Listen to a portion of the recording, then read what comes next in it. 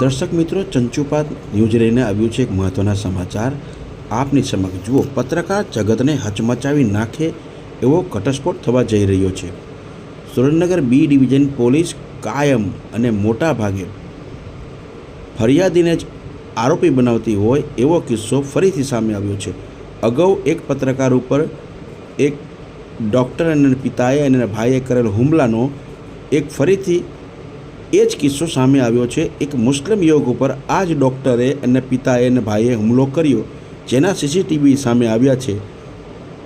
તેમ છતાં પોલીસ આ ડૉક્ટર પિતા પુત્રને શા માટે બચાવે છે? અગાઉ પણ બચાવ્યો હતો અને પત્રકાર ઉપર ખોટી ફરિયાદ દાખલ કરી હતી.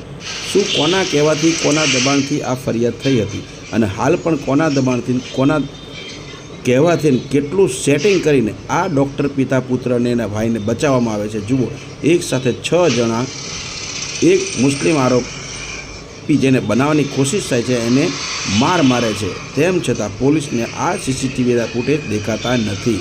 અગાઉ પણ આવા સીસીટીવીના ફૂટેજ પોલીસને લીધા જ નથી, તો દેખાય ક્યાંથી? અને ફરિયાદીને જ આરોપી બનાવ્યો હતો.